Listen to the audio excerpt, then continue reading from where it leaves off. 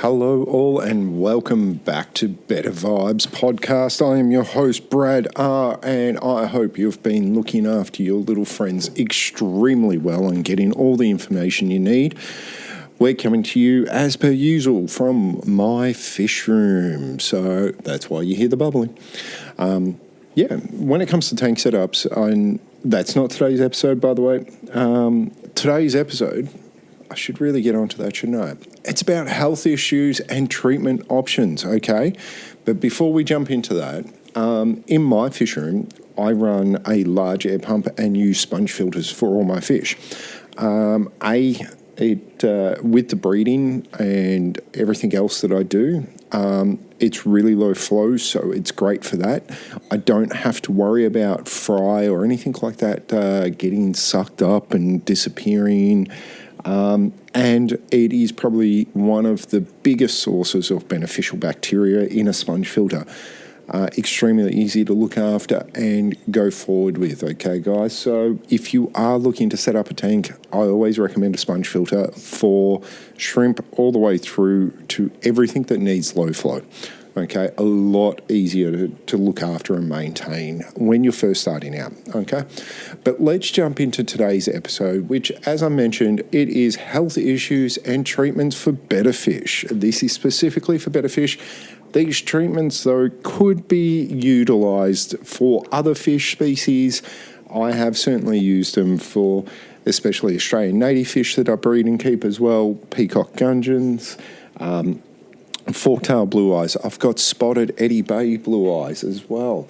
What else do I have? I have platies. Platies are probably one of the hardiest and toughest fish that you'll come across. They come in great colour variations and amazing beginner fish. I won't say where I started, but I do love breeding them because there is so many variations. But that is not looking at today's episode. What can we do to start off with to help prevent any sort of issues to start off with? Let's start with preemptive striking, okay?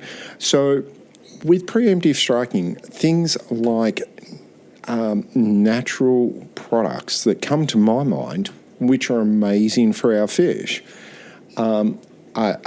driftwood. It's a great source of food. It has beneficial bacteria on it. And it's also going to potentially, depending on what piece of wood you have, not only just create somewhere for your Anubias or Java fern to be anchored to, but also potentially a hiding spot, depending on what piece of wood you get, or if you get multiple pieces of wood. I have a tank that is a biotope that is a lot of wood pieces, natural debris down the bottom, sand base, and it's meant to represent a river or a stagnant pond or anything like that with the roots from a tree coming into it. And that is amazing hiding spots and things that you can generate there. But when we look at other products, as I said just a second ago, debris. So things for bettas that certainly help them out along the way are great products like Indian almond leaves, banana leaves, magnolia leaves, mulberry leaves. Any kind of dried out leaves that you can get locally sourced from your aquarium are amazing. They have an antibacterial, antifungal properties to them, so they keep them in check and help with the overall better health of your fish. And this is part of my preemptive. Most of my tanks always have an Indian almond leaf, mulberry leaf, magnolia leaves. I actually have a magnolia tree in my backyard. I sterilise them via washing and then drying them out at over 100 degrees Celsius in the oven. And that way I know that they're sterilised, they are safe to put into my tank, and they are dried and good. Okay, there is great information online if you want to dry out your own leaves and what leaves are safe, okay? Other great treatments as well, without getting into, hardy, or not hardy or harmful, but they're, like a big dose of antibiotics basically for ourselves. Like the less you have to treat them, the better you will become. And if you do need to treat them hard, they will respond better. Just like us with antibiotics, right? So we want to limit how much we're treating our fish with artificial or man-made products, because it will get to a point where they may be immune to them.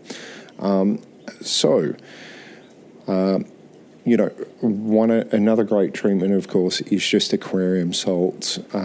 They do need a little bit of salinity in their water, very, very minimal. So don't go trying to make it salty water. That will be harmful. But every couple of months, I might go through on a 20-litre tank and put a pinch of salt just to help them out.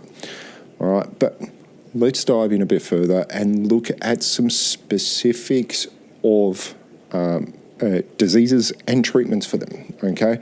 So let's start off with fin rot or body rot, or both, which can be hard with some of the betters to diagnose. But once you've got them for a while, you will notice, even with the crown tail and some of the feather tails and Dumbo ears and stuff like that have irregular fin shapes, you will notice them because, the first signs of it are frayed or ragged fins, signs of infection on the body. So you might see some lesions or white spots overall that weren't there a day or two before. And the first kind of treatment for this, there's multiple different treatments, okay? I would personally start off with a salt bath, okay? Take them out into an aquarium, into a container. I usually use like a Chinese food container or a 1 litre plastic tub, some water from the tank, well-cycled water. Do not use normal tap water, okay? It's going to hurt the fish. And also, your tap water is going to be cold, so that's going to be a shock to the body, just like you jumping into the ocean in the middle of winter. It's going to be bad, okay? And then follow the instructions on your aquarium salts. Normally, for 5 litres, you add about a tablespoon of salt, okay? So, but follow the instructions. Each salt, aquarium salts, okay, will have a slightly different, but make sure you treat those ones and take them out once, twice a day, and make sure that we're putting them in there and letting them swim around and helping them out. We don't want to leave them in there for a long time because that will hurt their gills, okay? Short period, it will help, just like salt water helps us when we have a lesion, okay? The other one, of course, with this, all natural, is, of course, Indian almond leaves or any of the leaves that I mentioned before is amazing, okay? If you do want to go down the line because you're not seeing any results, a great Australian product that we have here is API Betta Fix. It's probably not my first go-to, but it will work. It is a good one. Some people will recommend tea tree oil or mecliata oil. I've never used this one personally, so I'm not going to recommend this one at all because I've never used it. So I can't tell you anything about this. Now, what I should also tell you is that there is an amazing website out there called Mary's Magic Betters, okay, and it's got common betta diseases and treatments. And this is what my first go-to is as well for all my treatments, especially if my aquarium shop is closed. A big shout out to Hewan at the Fish Room Aquarium in Hallam. He's my local guy, my go-to for all the information that I ever get. And he is an absolute amazing source of knowledge for all fish, okay? Okay. If your fin rot and body rot is not clearing up after you've done saltwater treatments and and Indian almond leaves, and if it's not working with API, of course, then you can move on to a little bit stronger one. And I would be going for either probably Back to Next, which is a great product, okay? And if that doesn't cure it up, well, it's definitely something else and it's deeper in, okay? If you have a quarantine tank, please, whenever you have a sick fish, please isolate the fish as soon as you see that there's an issue and put them in a hospital tank, okay? Hospital tank can be as small as a 5 or a 10 litre tank. It's only for a short period of time, hopefully less than 7 days. You clear everything up and it's all good. Okay, now let's jump into the next one, which is ick or white spot. Now, ick and white spot is a very easy treatable disease. I've never had it on my betters, but I do get it with my platties quite regularly, okay? Now, why does this happen? It's a natural parasite that actually lives within the water, but it is generally always dormant. Changing weather conditions, if you have a heater that stops or goes through the roof and it causes it to, activate basically, then you'll see these parasites as little white spots on the fish. Please remember as well, guys, make sure that you are diagnosing things correctly because ick and other fungal infections can look very similar, but one treatment will not work for all of them. Okay, there is no such thing as a one treatment cures all. Yeah. But if it is ick, they are tiny pinhead style spots, usually on the fins to start off with, and then they'll progress to the body. Okay. A great product, of course, is Hierarchy Icex or Ictinex. Ictinex is my go-to product for it. It works extremely well. It is not damaging to the rest of the fish, and it's a treatment for the whole entire tank at this point, okay, guys? If you've got ick on one fish, you're probably going to get it through the rest, so you can isolate the ones that are mainly damaged, got most of the showing signs, but it will probably be through the whole entire lot of the tank. Please make sure that you treat them, the whole tank as well. It's a preemptive strike. You don't want to lose the whole lot to ick, okay? Always, when we're treating any sort of thing with any man-made chemicals, if you have a standard filter, it's got activated carbon in it for any instance. Some of the small tanks that you get in a whole kit will have a little cartridge in it. Make sure you pull that cartridge out. It's got activated carbon in there. What activated carbon does is basically remove any beneficial treatments that we're putting in there. It will absorb it up and it will become neutralised. So we want to make sure we remove them. They're fine to stay out of the water for a few days. Don't worry about rinsing them off when you put them back in. Just throw them back in. They'll be fine. Okay, and they'll be all good.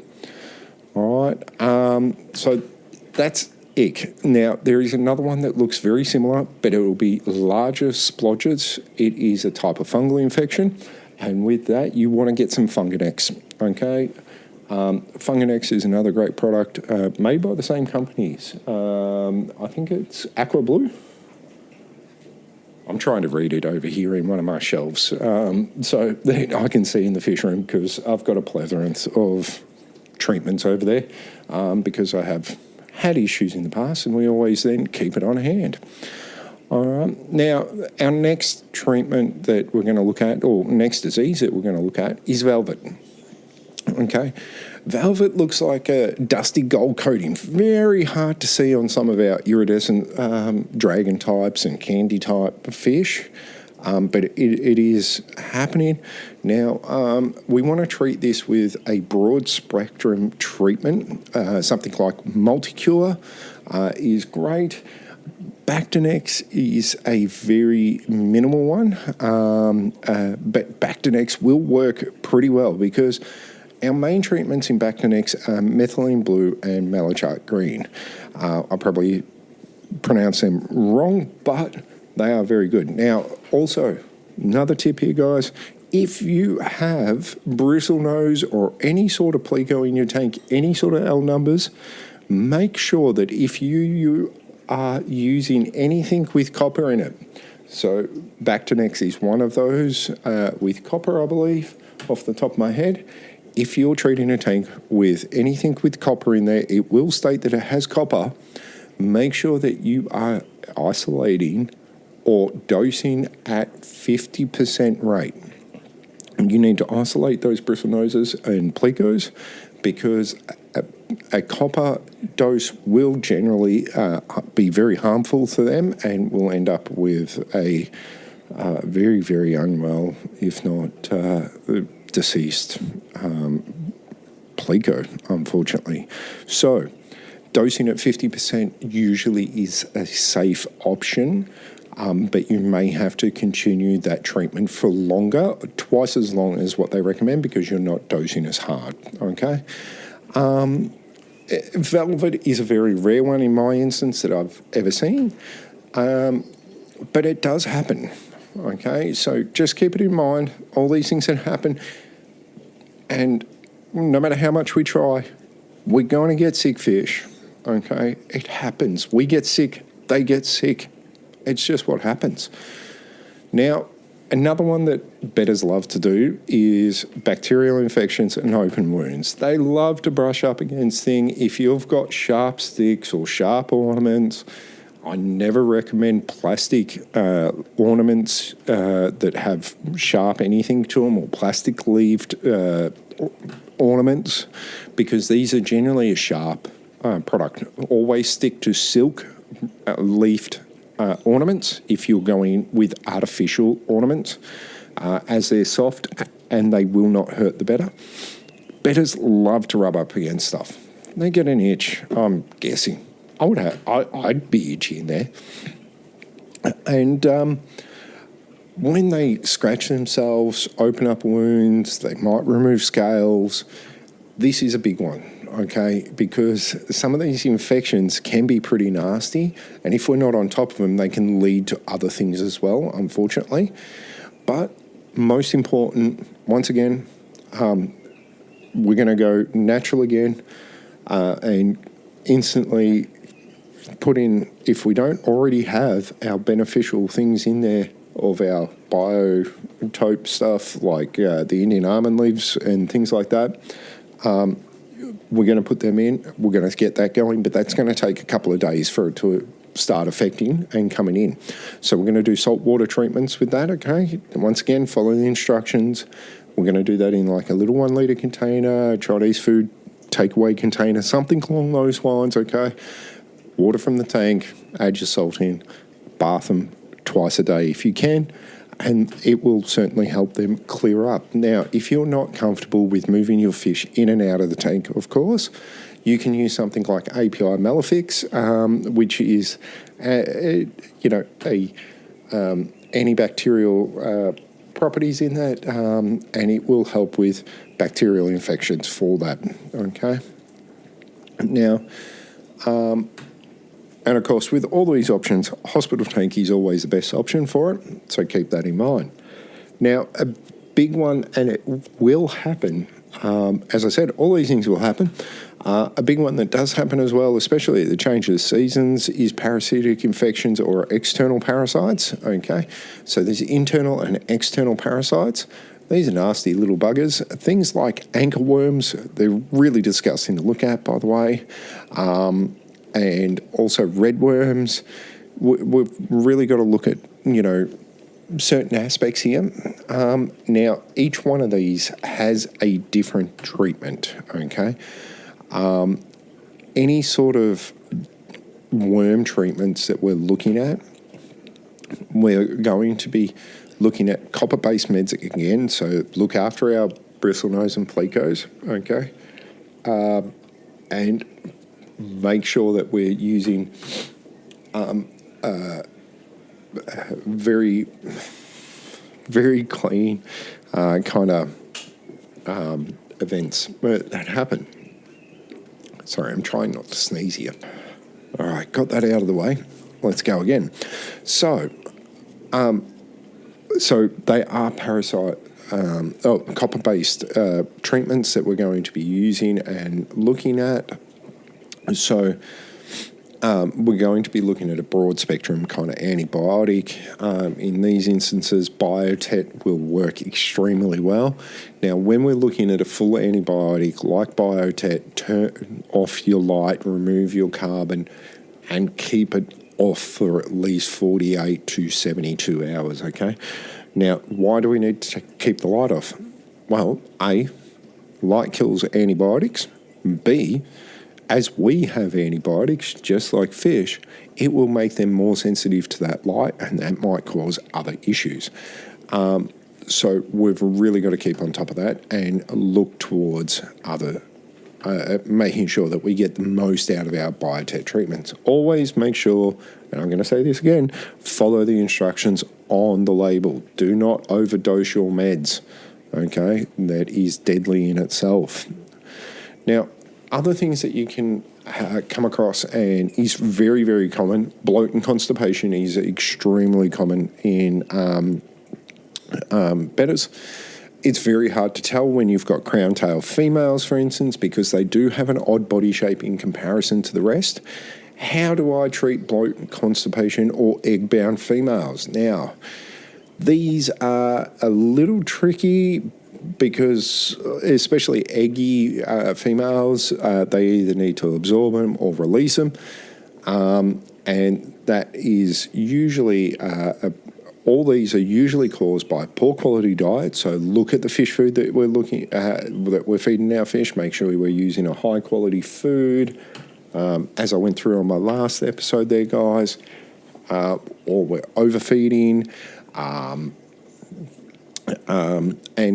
a lack of exercise. So I'm not saying that you start making them chase your finger around or anything like that, but they may be just a little bit lazy and not feeling very energetic. So how do we treat these? Once again, salt treatment is great. Our natural products into the tank, again, are amazing. And then our other one that I love to do, and make sure we're not feeding peas to our betters. It is not part of their natural diet, and this will cause major, major issues to them and cause them to get blocked up, and they will have a lot worse problems. Now, we can feed, if you want to try a little bit of food, try some frozen Daphnia, okay? Daphnia are basically grown out brine shrimp, okay? And mosquito larvae are great as well if you can get frozen mosquito larvae or if you've got them naturally. And this increases their fibre and it helps them move everything that pass them through, okay? Another thing that you can do is fasting them for 4 days, and then 4 days of an Epsom salts bath or salt bath. I always recommend aquarium salts. Yeah, and this is for bloat only, okay? But when we're talking about constipation, we want to be using food to try to move it through and increase that fibre. What we can also do for those lazy fish is you can get a mirror. If you've got a 3D printer, you can print off a little Betta head, put in a mirror into the tank for 5 minutes a day. They're going to flare up. They're going to get active. They're going to move around more. That's going to help them a lot, okay? Now, there's many, many more diseases that can happen to a betta, and some of them are very deadly and whatnot. Please make sure that you're checking out Mary's Magic Bettas because it's a great source of information and where I use it, okay? Now, the last one that I'm going to end on, which is always probably the worst one that I come across, it comes up pretty quick and goes from there, is dropsy and pine coning. Usually they go hand in hand, and by the time that you notice that your fish may have dropsy, it will start pine coning. Now, what is dropsy and pine coning? Dropsy itself is a swelling of the bloat in the stomach and a lack of appetite. They become lethargic, they become bottom dwelling and dart into the surface for oxygen, laying on their side. And this is issues internally, okay? Now, what happens once we get dropsy is that swelling creates their scales to start pushing out, and it looks like they're a pine cone, and that's why it's called pine coning. It is very, very bad, and unfortunately it does happen I've lost many a fish to pinecone and dropsy. It happens overnight, and before you know it, it is generally 90% fatal, unfortunately. If you can start fasting them, Epsom salt bath, aquarium salts bath, okay? You can also try other things like methylated blue or Bactinex will hopefully help them along, but there is no guarantees. I have never personally been able to bring one back from dropsy that has started to pinecone, unfortunately. So it does happen. Now, I don't want to leave it on a bad note. All these things are generally treatable if we pay attention to our fish and look at what is going on. Everything is able to be treated, and some things may not be treated as well. And unfortunately, things happen. So keep an eye on your fish, interact with them, and make sure we're looking after them. Prevention is better than cure. So let's make sure we have a look and we are keeping our lovely biotopes going on with our Indian almond leaves, mulberry, and all those lovely leaves. Another thing that we can always make sure that we're doing as well is maintaining excellent water quality. So we want to have our pH somewhere, I know everybody will say somewhere in between 7 and 7.5. Anywhere in between 6.5 to 7.5 is idealistic. We want to have temperature in between 22 at the absolute lowest. 24 is idealistic, 28 is a bit warm, but if we can keep it around that 24 mark, absolutely beautiful. Another thing that we want to make sure we've got is our GH and KH balanced correctly as well.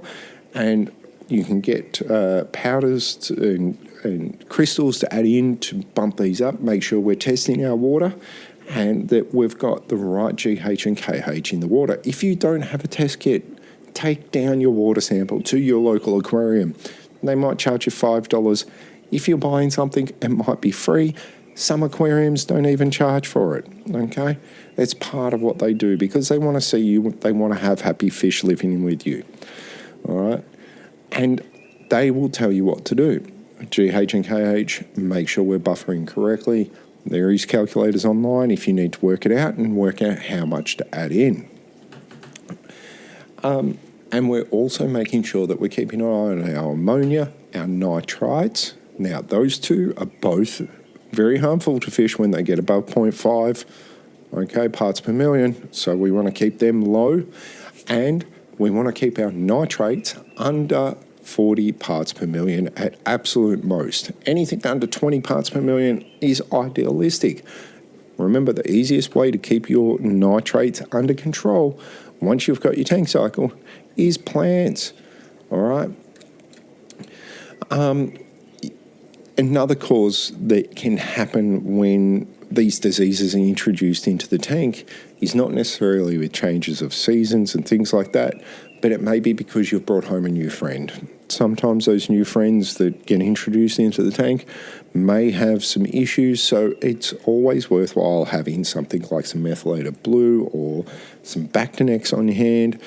Just give them a treatment for half an hour before you put them into the tank for yourself. That is a quick quarantine process, so you don't have to have a quarantine tank set up, and that way you can try to stem out some of those issues. If you guys are looking for a great source of amazing botanicals to put into your tanks, please check out Blackwater Aquariums in Sydney. Matt up there probably has the best range of botanicals. All these botanicals are usually imported by himself, so he knows where they come from, or locally sourced. They are amazing. Keep an eye out for them. They are really good treatments. And let's keep on doing what we're doing. Keep our water changes up. Weekly water changes, 10 to 20% at most. Do not do 50%. You will start resetting your cycle, okay?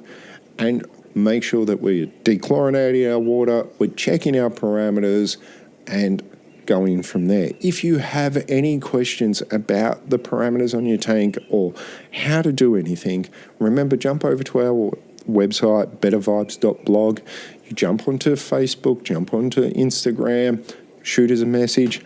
Shoot us a message on wherever you heard this. If you can shoot a message on there. If you're listening to us on YouTube, shoot me a message. I will respond to it, okay? I love to help you guys. That's why I've started this. So let's keep our tanks clean, our fish happy, and let's keep the better vibes rolling. I am Brad, and I hope you've learned a lot from this episode. I'll see you next time, and remember to hit up the socials.